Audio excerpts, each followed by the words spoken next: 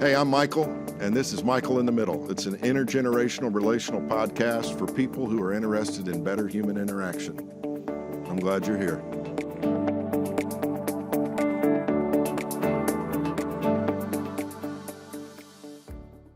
Welcome again, friends, to Michael in the Middle, and have I guess you could say this is just more of a personal word before we get back into a section of really great interviews that are in the pipeline.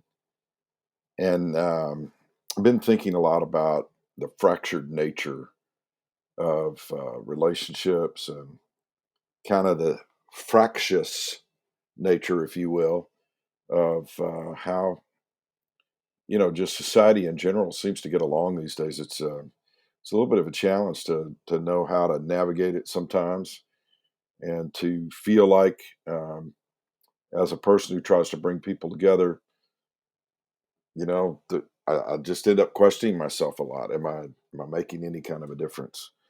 Um, the the story of our lives often is impacted by how we encounter the stories of others. And if we want people to understand us, we've got to make an attempt, I think, to understand others as well. Uh, I, I looked back through the blog that I used to be more active in. It's called The Space Between, and I talk about how we're all connected.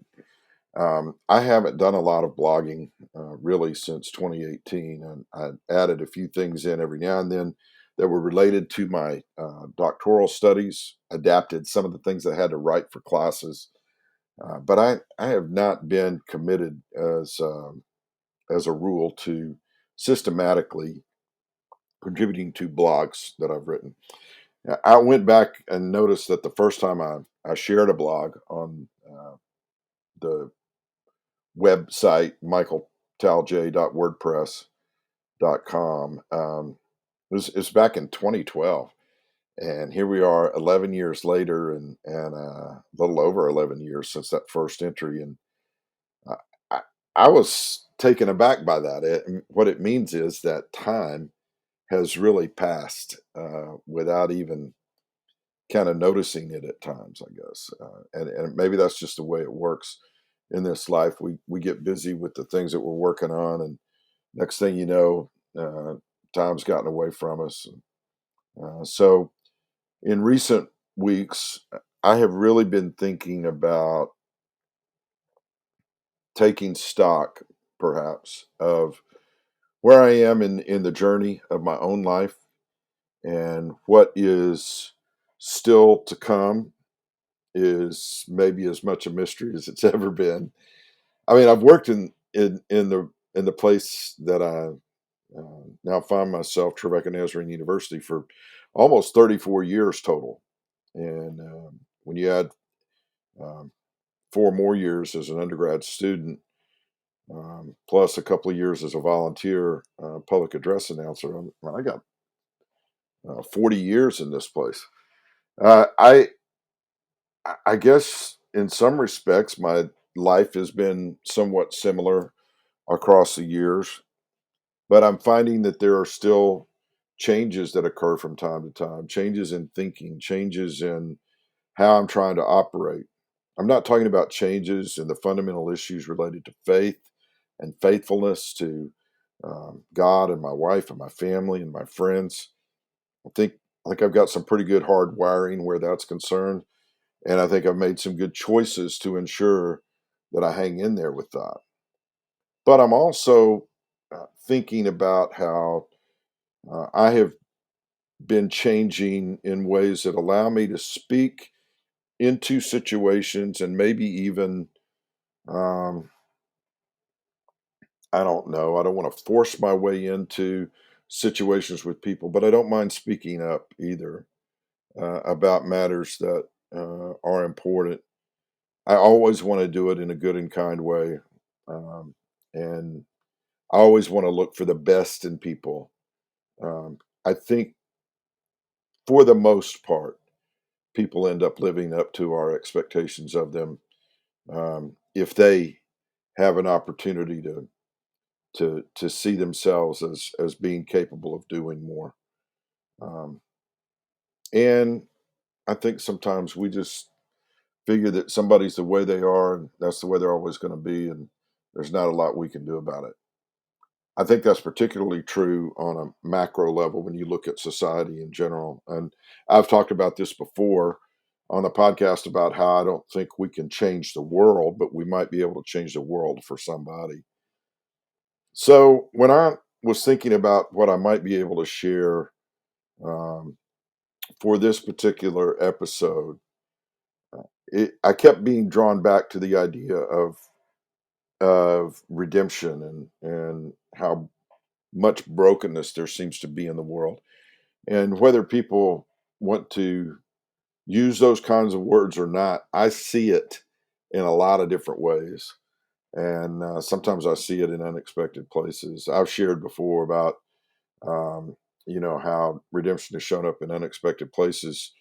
And at one of the episodes that I've shared in was taken from a blog that I wrote, kind of, I guess, inspired by the TV show Friday Night Lights, and talked about an ESPN reporter who did a story on two young men who seemingly had no chance in life until somebody believed in them. And then I started reading back through some of the other things that I've written. And actually, from that first year in 2012, I saw something that I wrote. And I'm going to share an updated version of that blog that, in its origins, like I said, is 11 years old. But um, I think it's still applicable. And I thought I would share um, what I wrote and rewrote with you if you're okay with that. Hey, and even if you're not, I hope you'll just hang with me for a couple more minutes. So here it is. The older my wife and I have gotten, we find that we're traveling a lot more. And but when we're home, you might likely find us spending a couple of hours each evening watching something on our big screen TV in the fireplace room. It used to be that we needed a too expensive cable service to access on demand or DVR service. But with the advent of so many internet streaming services, um, one can find thousands of options for a movie or a whole TV or documentary series upon which to binge if time allows. The whole world of binging on TV shows is expanded exponentially. It's kind of crazy, isn't it? Anyway, generally the shows that Sarah and I watch mostly serve to pass the time and entertain us. Sometimes they sneak up on us and bring home a truth that affirms the most basic aspects of the Christian faith. And for me, those are forgiveness and redemption. For example, I'm old enough to remember the original Hawaii Five-O show that featured Jack Lord as Steve McGarrett, and I remembered his famous line when they would catch the criminal, "Book 'em, Dano." My granddad Johnson loved that show. In fact, uh, we loved listening to granddad talk about wanting to watch Hawaii '05. He got the 5-0 mixed up. Uh, Granddad and Meemaw Helen had been to Hawaii in 1968 and really enjoyed their time there. We had a friend from Oklahoma who was a farmer out in the western part of the state, but he also had a farm near Hilo on the Big Island in Hawaii. And so Hawaii always was kind of fascinating to us as a family. And when the updated version of Hawaii Five-O came around a few years ago, Sarah and I hardly ever missed an episode. And we would use the DVR if we did. Well, back to the point of a redemption factor. While rewatching a 5-0 episode from over 10 years ago, I was struck recently by a moment that depicted Steve McGarrett's mother and sister reuniting after years of estrangement. It was toward the end of the show and perhaps somewhat predictable, but it was emotionally moving for me nonetheless. What set that closing scene up was an elderly gentleman for whom the sister was a caregiver. His story of separation from his daughter, set up by his disapproval of the man that she had married, lasted for years without any kind of contact. So when his daughter died in an auto accident, he discovered that he would never have the chance to reconcile with her, and his days were filled with regret. The old man said to McGarrett's sister, "You get a second chance.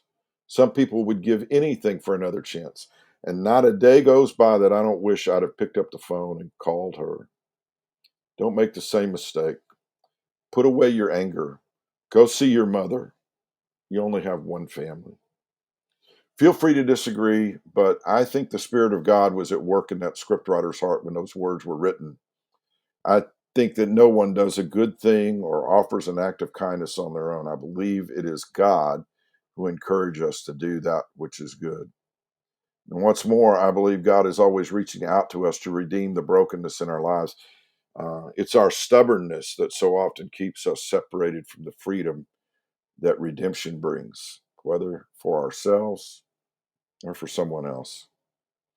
Family relationships can get complicated, friendships can get messy.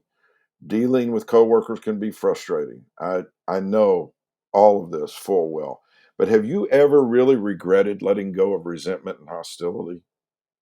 We may not want to admit it, but letting go of things that keep us bound has the power to be so liberating, even when the person doesn't ask for or deserve our forgiveness. The story of God over and over again is about reconciliation and redemption. I want to be more like God from here on out in that respect and in every way. And I think it's pretty cool that an over the top TV cop show could remind me of this. Do you look for redemption whenever and wherever you can, or do you look for retribution? There's a big difference. Um, Redemption has a little bit softer sound to it. Retribution has an aggressive tone to it. Um, I get it. Somebody hurt us. Somebody said something to us that was totally unfair, out of line, and just downright awful. But at what point do we get over that if we don't look for ways to redeem the situation? I don't want to get too preachy with this because everybody has to deal with their own things, their own relationships, their own issues. But I'm just making a pitch for walking the road to redemption with someone, maybe several someones. Um, I'm not going to make a list because everybody's situation is individually unique. But I'm am making a plea that maybe we can walk a broken road in relationships to a point of redemption and wholeness that we might not ever have thought possible. Um, I believe that the possibility exists. I believe that as we get out there in the middle of doing something good for someone else, that somehow that act of kindness and goodness will come back to us, not in a way that we would necessarily deserve or even try to bring back upon ourselves. I just think that's the way a life of blessing works.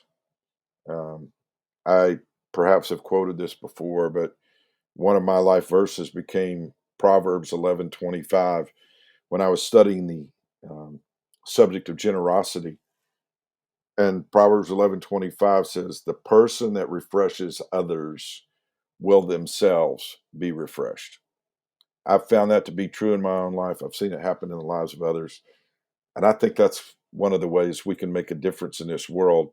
Again, one person at a time as we invest ourselves in trying to redeem the moment, redeem the situation in the best ways possible.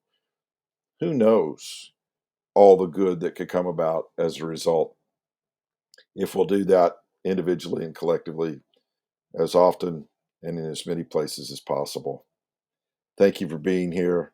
Thank you for caring about the podcast and caring about doing something good in the life of another person.